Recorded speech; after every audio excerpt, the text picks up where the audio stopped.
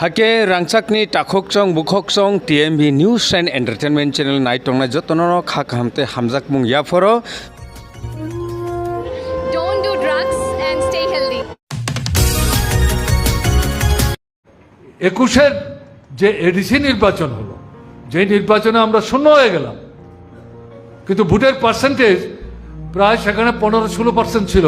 এর আগের যে এডিসি নির্বাচন তাতে কিন্তু আমাদের ভোটের পার্সেন্টেজ ছিল 54%। ভাবতে পারেন, এক ধাক্কায় 5 বছরের ব্যবধানে 54 থেকে এটা 16-17-তে নেমে আসলো, আবার 5 বছরের ব্যবধানে এটা 9 থেকে 9.5 এসে দাঁড়ালো। তাহলে এই যে পরিস্থিতি, আত্মসমীক্ষা করবো না আমরা? তাহলে কি দেখা যাচ্ছে?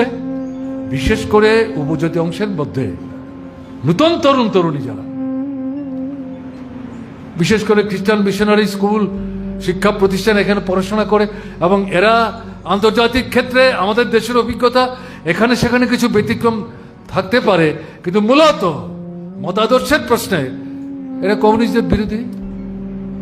নানা পদ্ধতিতে, কায়দায়, কৌশলে নূতন ছেলে মেয়েদেরকে সেভাবেই তারা কিন্তু তাদের মানসিক গড়নটা তারা তৈরি করার চেষ্টা করে, এবং এরকম একটা জায়গায় এই রাজন্য শাসনের প্রতি একটা দুর্নিবার আকর্ষণ তারা তৈরি করে।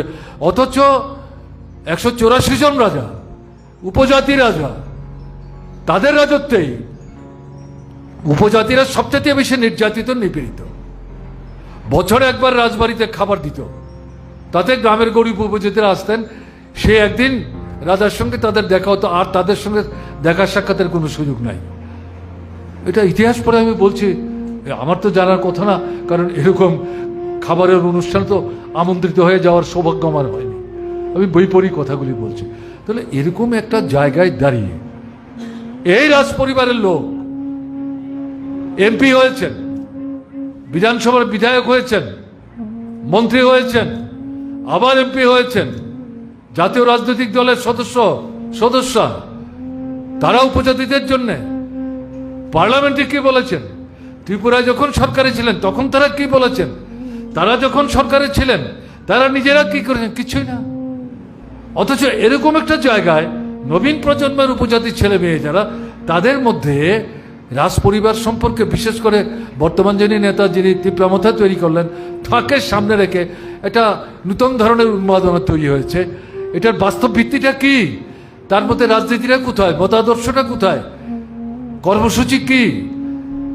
কি বলছেন, কি করবেন?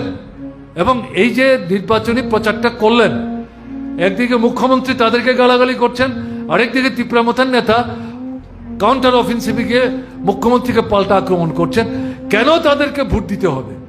তারা কি করেছেন, কি করতে পারলেন না, কেন পারলেন না? এর থেকে শিক্ষা নিয়ে ভোট চাইছেন। ভোট দিলে, জিতলে, এডিসি দখল করতে পারলে পর সামনের দিনে কি করবেন? কিচ্ছু নাই। তারপরে এভাবে দল বেঁধে এদেরকে যেভাবে ভোট দিয়ে জয়যুক্ত হতে সাহায্য করলো, এটার তো আমাদের অনুসন্ধান করতে হবে। তার মূল জিনিসটা কি? এই যে নবীন প্রজন্মের ছেলেরা মেয়েরা উপজাতি অংশের, তাদেরকে তো গালবন্ধ দিলে চলবে না। টিওএফ সংগঠন ভালো না, টিইসি সংগঠন ভালো না, আর এই সংগঠন তো করার দায়িত্ব আমার আপনার। এদের যারা সেক্রেটারি, প্রেসিডেন্ট, 2 জন 4 জন 5 জন, তাদের দিকে আঙ্গুল তুলে তাদের সমালোচনা